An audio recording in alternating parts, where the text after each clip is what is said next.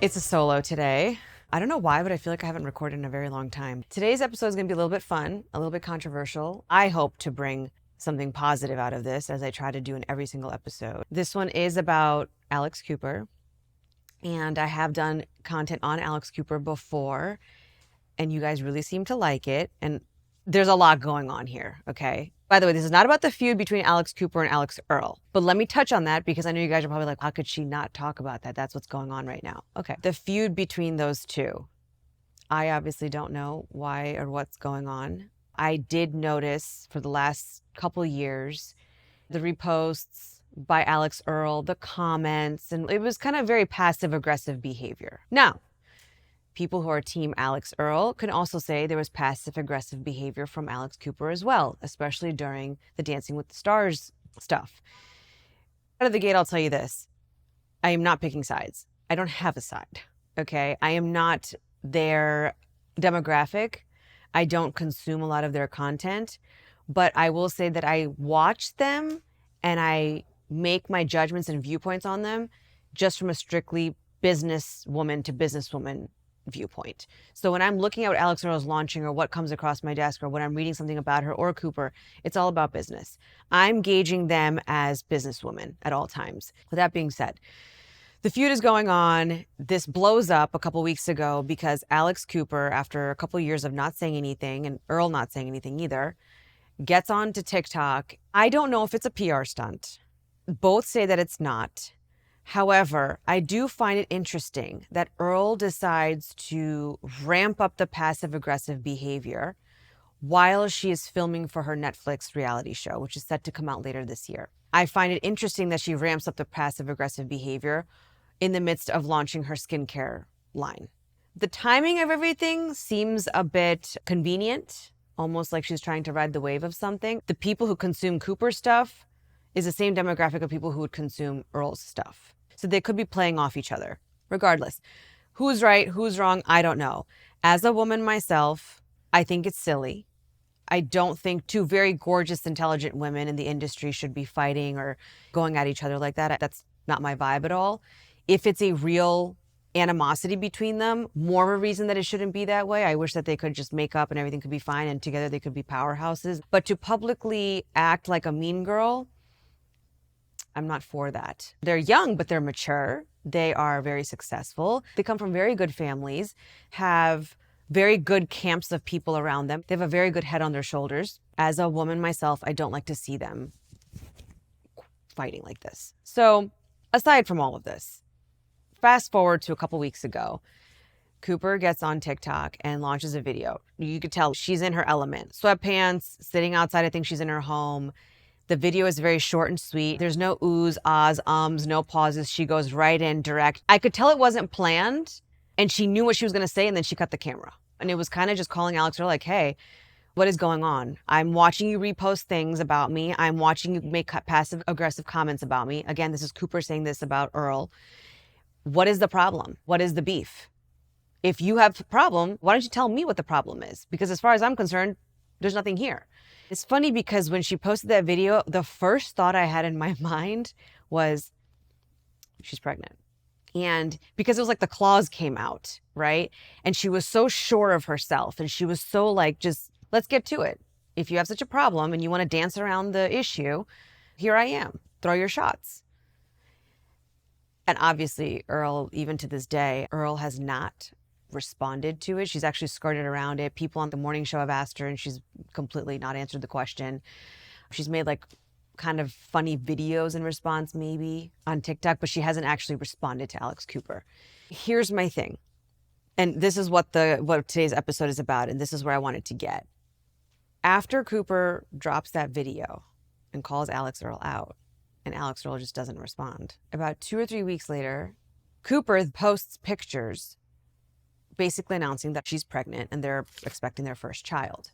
Obviously, the internet goes into a frenzy. This is what I wanted to talk to you guys about today, was the internet's response or reaction to Cooper's pregnancy posts.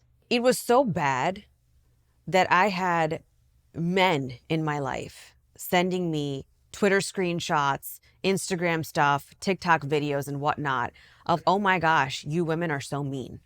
And it's women on social media saying mean things about Cooper, which is supposed to be one of the most happiest times in her life. For those of you that might not know who Alex Cooper is, she is a very well-known podcaster, an entrepreneur. She actually runs a media company. Her show is called Call Her Daddy. And it started off on Barstool Sports as a very salacious show. She was very much about the hot mess vibe. You party, drinking, the hookup culture, just what most young American woman culture, even men, is. You're dating, you're going to college, you're partying, sports, this, that. She was sharing her life because when she started the podcast, she was young. So we already have Alex in a box. Now, years later, she posts this pregnancy picture. This is where it gets really interesting. So I have categorized the hate comments in 5 different categories, all right? The first one is the hypocrisy argument. This is what they're saying. She built her fame on hookup culture, casual sex, hoe phase living, and then personally opted out of all of it. She told young women to delay settling down while she got married in her late 20s. She kept her own relationship and marriage private while preaching a different lifestyle. She told women to use men sexually on first dates with no intention of dating them while personally enjoying a committed marriage. She is now pivoting Call Her Daddy towards mommy content after years of pushing the opposite. So we have the hypocrisy argument. All she did was talk about hookup culture. All she did was party. All she did was, burning the candle on both ends. She kept her relationship and her marriage private most of the time. She was promoting this crazy lifestyle externally to her audience, which is mostly young women. But behind the scenes, it just seemed like she wasn't living what she was preaching anymore. But you have to remember that she started this show in 2017, 2018. We're in 2026. Since then, she's gotten married. She's built multiple businesses within her media company. Her show has evolved. She's had people from Anita to Kamala Harris. She's just things have changed over time. So it's almost as if she posts this picture, and what I was gathering from comments online was that people who are commenting are not happy for her because all of a sudden they feel, for lack of a better word, bamboozled. Whoa, I've been doing what you've been telling me to do, and I've been sleeping around with guys, and I leave them on red, or I make them pay for my flight tickets and this and that, and look at me, I'm 30 something and I'm still single, and you are all of a sudden happily married and are expecting your first child. It didn't work out like that for me. So then everybody starts hating on her. Oh, that's because she has money, or she's privileged, or she's blonde, or she's skinny, or she found a rich guy. All these hate comments start coming out. Here's my take on this. And obviously I'm taking Cooper's side through and through here. When she started the show, she was a kid in her early 20s. Are we expecting her to be the same person that she was like 8, 9, 10 years ago? She wasn't lying to you. She wasn't bamboozling anybody. She wasn't being a hypocrite. She was actually taking you along her journey, just as she's doing right now. At least that's my take on it. She was running around New York going through the dating life, which wasn't that pretty all the time. She was sharing things about her family, growing pains of life as a young woman in America. She was just taking you along for the ride. It was the messy parts. It was the good parts. It was the salacious parts. All women go through a period of life like that. And it's just a part of being young. It's a part of the journey. It's a part of the story. But just because now she seems to have everything with a white picket fence and like a pretty white bow around everything, everyone's mad at her. And what makes me even more sad is that it's mainly women who were writing these cruel comments online. And then a lot of publications started to pick up and write articles on this. And I'm just thinking to myself, did you run out of content to report on? You're going to report on the negative stuff that people are saying and you're going to further it? My job here is to not further it, but to help people understand, at least the people who were commenting in negative ways towards her, to understand there's something wrong with you. When you find fault in a woman for growing and evolving beyond the box that she was in, there's something wrong in your perception here. We don't ask any of this of men in the media space. Take Joe Rogan, for example. This guy is hosting Fear Factor to now talking to astrophysicists, talking to Elon Musk. Neil deGrasse Tyson, I think, was on his show too. We don't look at him and say, oh no, go back to doing Fear Factor, or oh no, you can't talk to that person. You were hosting shows and now you're having these deep conversations on here. But I feel like Alex Cooper, and this goes back to the first reaction piece of content that I did on her last year, I don't know why people are putting this chick in a box. Let her grow up. Let her evolve. This is the natural state of life. You do it. I do it. This should be celebrated. Keeping her relationship private, this apparently hurt people too. Why wouldn't she keep her relationship private? Why not? Do you see what the world does when you don't keep your relationship private? First of all, unfortunately, other women would probably try to get to him. That's a very common thing in this industry. When you share too much, you post too much about your relationships, especially your romantic relationships. I don't know what it is, but other women all of a sudden find that man to be very appealing, okay? She's seen firsthand what it does to relationships. Some things are meant to be kept private. If she's not a streamer, she doesn't owe us a peek into her personal life and her marriage. Actually, if you watch her solos, she was actually pretty honest about a lot of things, the good and the bad, between her and her husband. There is one message that apparently bothered people as well when they saw her having this white picket fence life and now expecting her first kid, was that she went around always telling women on her show that if men can go on a first date just to sleep with a woman, then a woman can also go on a first date just to have her needs met. I see what's going on here, and that's what I'm going to get to, is the people making the comments are the people who are feeling some sort of way that she has what they want but don't have. Here's the second category of arguments. It's the class privilege argument. This is what they're saying. She locked down Matt Kaplan, quietly pursuing the traditional path she discouraged in others. Marriage and early motherhood in your early 30s are luxuries available to wealthy, beautiful, educated women, not the average follower.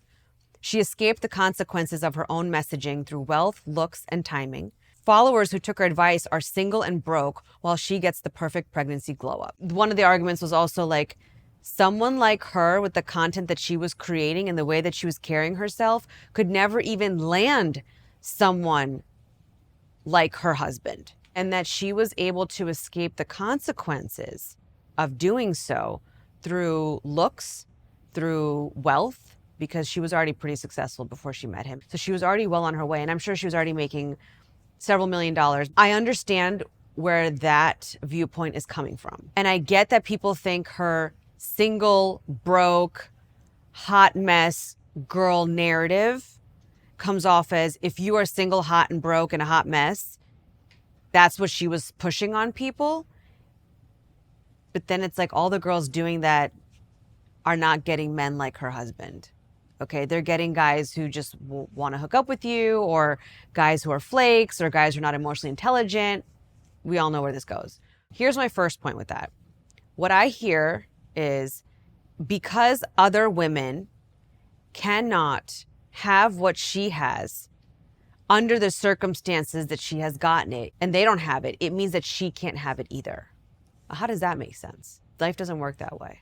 She grew her business in the way that she did, had the messaging that she had, grew up along the way, met the love of her life, settled down, and is now having a child. It started off one way, it ended another way. And now everyone on the receiving end of this, the people who consume her content, are saying, yeah, but in the real world, it doesn't work like that. I listened to Alex and I don't have that. I listened to her with the single hot mess, broke mentality and sleeping around or doing what I wanted to do. And I'm 30 something and I don't have that. Where in all of this did we give away our common sense? She is an entertainer. She creates content. She's in the media industry. Where did women lose their common sense and their intelligence along the way? Were you really going to sit there and listen to somebody? You can't make decisions for yourself? You don't know what's right from wrong? Your mom and dad didn't teach you that? You didn't learn that in school or in society or with your girlfriends? I just think it's ridiculous as adult women to look at her and say, you're wrong, you're bad, you misled us, and now you're sitting there with the money, the man, and the happy family. That's very mean girl behavior. I also say her success does not take away from your success or my success, right?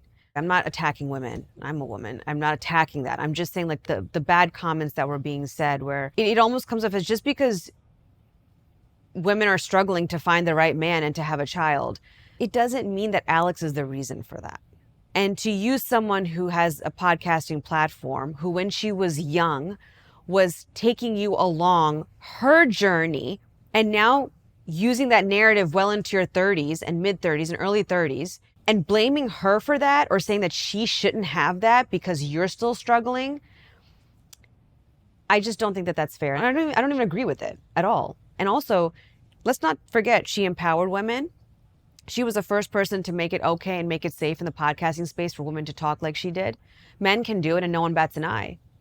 Women do it and all of a sudden it's a problem. The very message that Cooper stands for, if you look at the underlying message of every episode and of the theme of the show, why do you call her Father Cooper? She came up with that name for that very reason. You always use these male titles and you always look up to the man, right? It's always the man. So she's like, okay, fine, call me Father Cooper.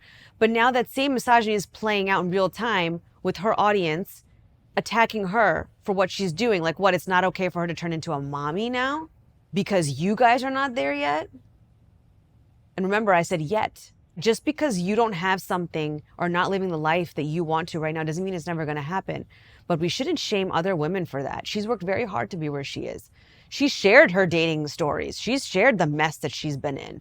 She's shared how hard it was. She's shared how lonely it's been. She's gone through all the ups and downs that most women have gone through. And she's been very vulnerable about that. But all of that goes down the drain now. And just because, woo, voila, everything is so perfect. I don't think that's very becoming of us to talk like that, to point the finger like that at somebody. Again, we don't do that to men in the industry. Men can do whatever they want, say what they want, sleep with whoever they want. For lack of a better term, they could be man whores and do whatever. And then one day they wake up, they put a ring on the girl's finger and they're a completely changed man. They're going to church and they have 6 kids and they're very loyal to their wife and it's totally okay. Oh my God, he's totally turned around. He's so great. He's such a man of faith. He's such a great husband. He's so this. Really? That's not fair. The third category of what they're saying, the grift framing. She profited off advice she never intended to take herself, the biggest grift in podcast history. She is incredibly subversive, appearing progressive while modeling a conventional life only she can afford. She exposed the feminist lie, selling empowerment through promiscuity while privately pursuing the traditional family. Okay, my response to all of this. In my opinion, the grift argument is moot because grift requires deception. And like I mentioned earlier, she never deceived anybody. She was a young girl with a microphone, fresh out of college in New York, going through hell in the dating scene, okay? And she was taking you along her journey the whole time. She was sharing what she's been through. She brought you into her life. She never said she wasn't going to get married. She actually used to be very open about the fact that she does want to find somebody. She would even make videos about how it was just a really hard night for her, a hard evening for her because she's single and she thinks she's never going to find somebody and it's just really rough, or when she's going through breakups. She never said she didn't want kids. She never said, I'm never going to get married. Let's just be broke, hot messes and single forever and do whatever we want and follow me out into the void. And she never said any of that. At that time, that's what she was going through in her life. And now, just as one does, you hope we do as humans, evolve. She's older, she's more mature, she's clear on what she wants. She never deceived anybody. She took you along with all of it. Even times when she was confused, even at times when she didn't know what she wanted. She said that. She talked about sex, being honest about desire, which when she started this podcast, that wasn't normal for us women to do so publicly. And this young girl is just taking the microphone and letting it rip. I think what she did was very brave and courageous. Now, it's not my style of content. It's not what I would want. A lot of parents wouldn't want their daughter to get up and talk about stuff, but it is what happens. It is what girlfriends talk about. It is what girls go through at that age. It was pretty normal. Now she's pivoting. She's talking about things that are going on in her life, being married, growing a business, pregnancy. That's a woman aging in public. The fourth category of arguments that people were talking about is around health and real world harm argument. She admitted to contracting HPV and disclosing it to at least one former partner. She normalized behaviors critics link to loneliness, emotional fallout, declining marriage rates, and STDs. Here's my response on the HPV portion. Upon some research, we found that approximately 80% of sexually active adults do contract or get HPV at some point in their lives. It's incredibly common, often with no symptoms, and most cases clear on their own. Was the disclosure situation ideal? Probably not. But here's the thing, even on her own platform, she is holding herself more accountable than any other content creator has. She didn't have to share that. She did. So she shared her mistakes. She shared the ramifications of the lifestyle she was living in her youth, which were now carrying on into her adult life. So you would want to learn from that. That argument to me was more in favor of Alex as opposed to against her. But using one disclosure or one vulnerability moment that 80% of individuals go through in their lifetime as ammo against her, I believe is circumventing or diminishing the lesson that was there. The lesson that she was trying to share with her audience, which was, hey, there's consequences to the life that I lived when I was younger. Things happen, shit happens.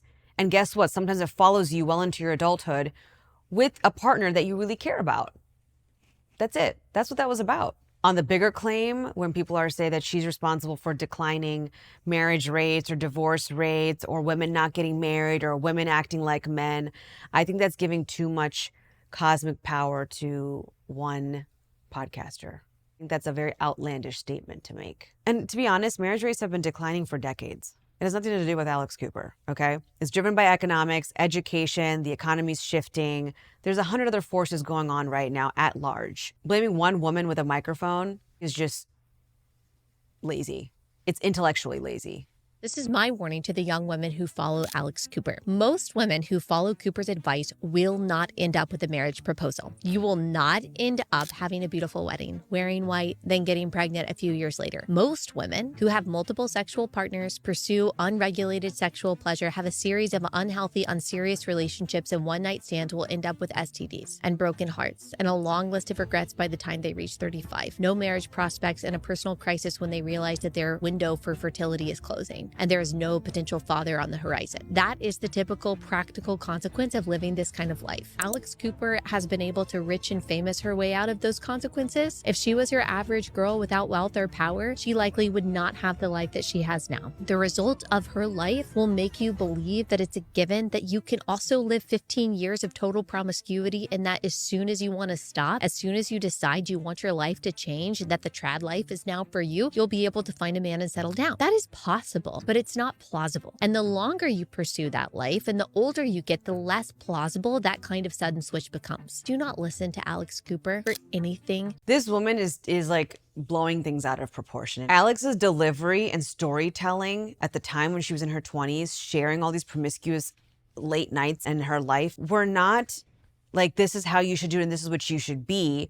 It was more like, I'm just taking you along the journey. Once you saw the content shifting as she got older, she started to do her Sunday solos in a very intentional manner because she was now in an intentional state personally in her life. The minute her and Matt were serious, you saw the shift in her content. You saw that. But all along the way, she was giving women permission to own their own agency, to be someone that makes decisions for themselves, to have freedom in your thought, to know that you can have what you want as well. That was the underlying premise. I don't think that we can make a blanket statement like that. And I certainly don't think that we can blame one woman for all of this or for the lack of other women not being married or finding what they want. I think it's too broad of a statement to make on this woman's part. Do I understand her messaging as well? Yes. Have some self-respect, have some honor for yourself. Don't be drunk just doing whatever the heck you want to. Of course, I'm all for that. And I've talked about that before on the show too. If I was not happily married today or in a committed relationship, I would not sit here and blame Alex Cooper for what I'm lacking, is what I'm trying to say here. If anything, I think that Alex is a great example and a great story of what is possible. Anything can happen. Things can turn around for the better at any moment. I think this is a beautiful story to be witnessing, not something to be shaming or blaming her for. The last category, the fifth one, has nothing to do with Alex. And that's why I put it in here. It has nothing to do with her. It has nothing to do with her having a child. And for some reason, it's being used and grouped into the articles that I'm reading about her after she posted her pregnancy pictures. And that's not her. Why are we talking about the allegations against her husband in the workplace in articles that are shaming her or calling her deceiving or deceptive? It doesn't make sense. That's for him to speak on, not for her. Let's not forget, he leads those companies alongside. And quite frankly, she's been very honest about this too in her Call Her Alex documentary that came out last June, where she said, if I walk in that office and ask someone to do something a certain way for the fifth time, I'm called a bitch. But if he goes and do it, they immediately change up their tune and they fix it and they do the thing that they're supposed to do the right way the first time. That's reality. I'll tell you that firsthand. I live it all the time. That is a very true statement that she made. And any woman who owns her own business or is in a top C-suite level executive position or managerial position who leads in some way will tell you that's very true. A man can ask the team of something, it'll be done and it'll be done right. A woman will come in, oh, she's a bitch. Oh, what time of the month is it for her? Or this. Just very derogatory, very demeaning comments. And if the comments are not made, they're all thought up here and we all know it. So the argument of that she should be held accountable for her company and her employees as well because she's just as much a partner in the business as he is, to me has nothing to do with the fact that women are upset that they are single and don't have children yet, but she does. And they're pointing the finger at her and saying, you deceived us. You're a liar. You're a fraud. Your show is a fraud. Your messaging is a fraud. You're the reason we're all single. You're the reason we're divorced. You're the reason girls have STDs. It has nothing to do with that. That is the business side of things. But to touch on that, why would you hold her accountable for his actions? If the roles were reversed and Alex had yelled at the employees or done something, would people hold Matt accountable? Probably not. I'll tell you what people would say. He should leave her. He should divorce her. She probably controls him. She's probably like that at home too. Oh, he's going to get sick of her. Nobody wants to live with someone like that or work with someone like that. That's how that would have shaken out. So I don't think that this point was relevant at all. I was so heated the day that I was reading all these things coming out. And I'm like, there's got to be like a name for this. This has to be a syndrome, okay? And I'm talking about like the women who are, or women or men, mostly women who are hating on Cooper right now. So like I put it into Claude and I literally come up with like a couple things that I've never even heard of. So there's tall poppy syndrome, pigeonholing, the crab bucket, misogyny, parasocial entitlement. Without getting deep into each one of those, the whole gist of all of this is that if we are going to say, because I'm divorced or because I'm not married or I'm still single and I don't have a child, she shouldn't either. She lied to us. Or I listened to all of Cooper's advice and that's why I'm single, but now she's happily married with expecting her first child. I'm never going to find someone. This is what this sounds like, okay? You blaming someone you've never met for your life choices and decisions and for the result of doing so. Another point I want to make. We cannot and should not pigeonhole women or men, but for the purposes of this episode, women into boxes. One of the main messages of my show is just that. We cannot box people in because if you box people in, there is no growth, there is no evolution, the mind is not evolving, our mindsets are not evolving, we are not creating new habits, new thought processes to then create a new life for ourselves, to create new feelings of happiness for ourselves. We have to leave room for evolution. So why is she being scrutinized for this? We don't put men in the same boxes or look at them with the same lens. It's a little bit louder for women. If you don't have something, you can't say this person is wrong or bad because they have something that you don't have, but that you want. You can't put her in this box, and that's what people keep doing, but we would never do that to a man. Ever. She's a feminist. She said we can do what we want. We make our own choices and decisions. She shared the ramifications of her actions and decisions with you. Then it was up to you to make a choice. And now when you're left feeling like you have nothing and she has everything, are we intelligent women going to sit here and point the finger at her? Men don't do that to each other. We don't do that to other men. People are very quick to say, if you put your life on the internet, or if you're on a TV show, or if you're doing this, then you have to be prepared and they're going to come for you, or you have to do X, Y, Z. No, nobody has to do anything. Everybody has boundaries. Everybody should have boundaries. And I will say this as being someone who makes content myself. I can say something very clearly and think that I am saying and making a point, but someone watching is going to misconstrue what I say, will put words in my mouth, or will take what I said out of context. That is totally normal. That's communication, guys. That's just how we humans operate. Okay? But to think that people like her owe us a play-by-play, or people like her are not allowed to make a move without our permission, or make a move without sharing it with us because people felt like she hid her life and made her romantic life private, all of a sudden, she doesn't owe us anything. She doesn't owe you anything. She doesn't owe anybody anything. She's allowed to do that. And as she gets older, as she gets more mature, she is going to do that more and more, as she should, because she's going to protect her family. She's going to protect her marriage, her relationship, her child. She's allowed to do that. This is work at the end of the day. She's allowed to separate the two.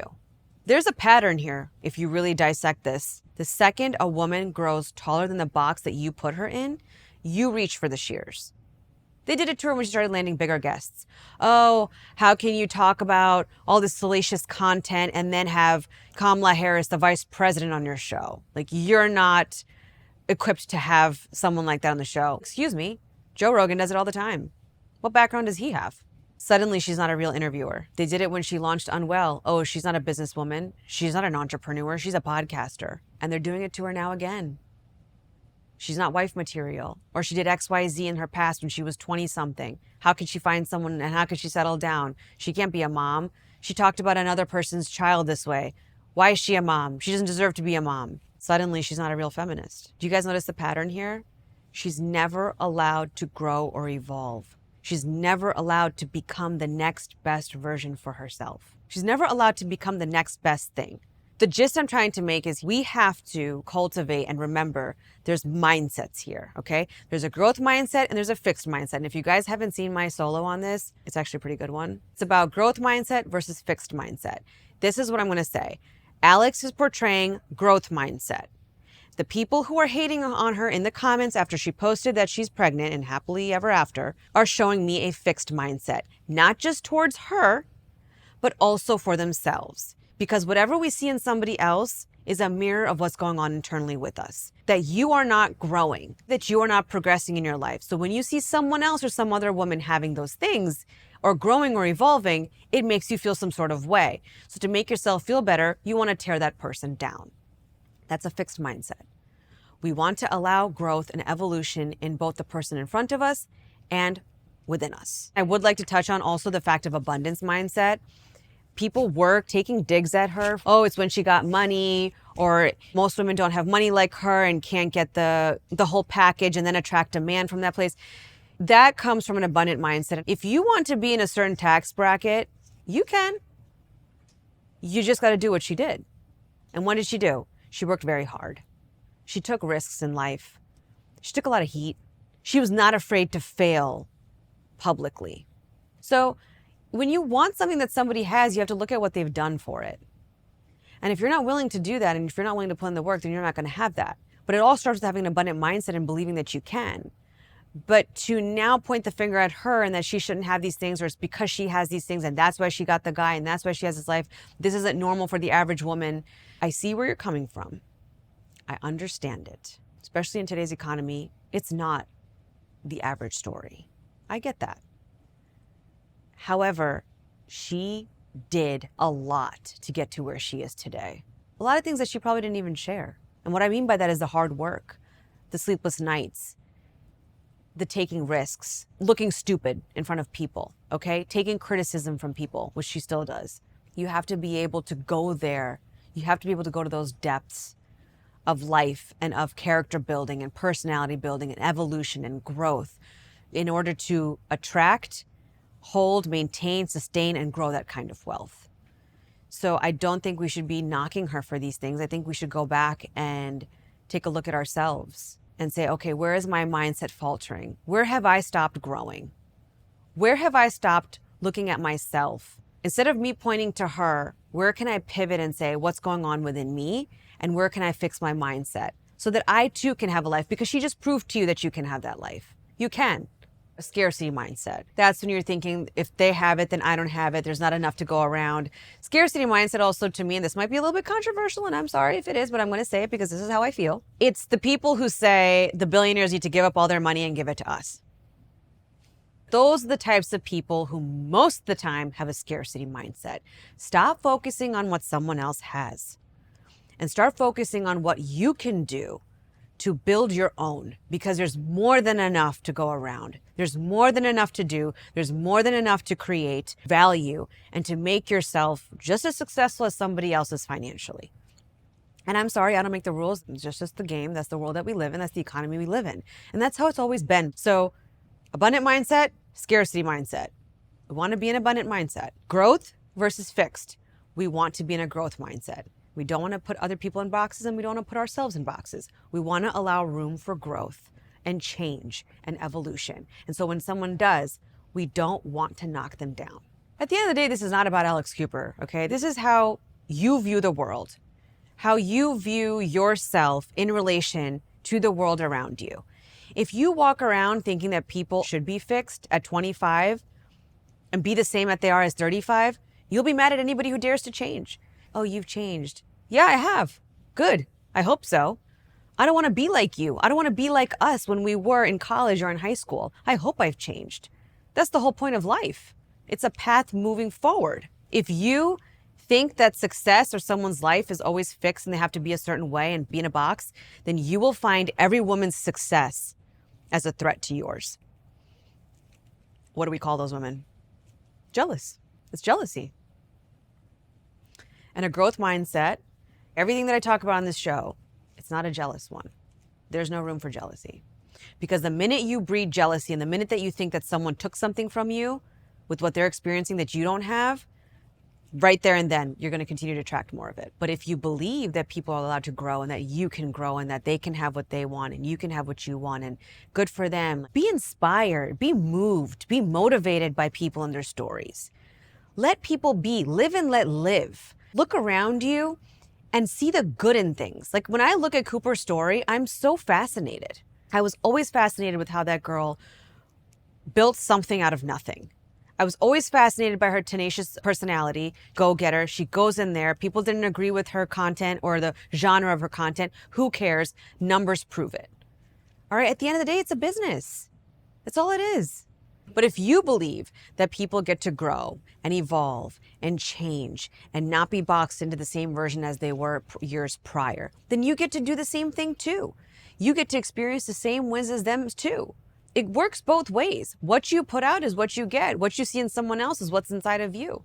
Your anger at her for becoming more is just a confession that you don't believe you can become more or that you are worthy of more or that you can experience more. She's not the ceiling. You are now exposed to all the possibilities. Choose it. Choose what you want. Nothing's right or wrong. Choose what reality you want for yourself and then work towards it.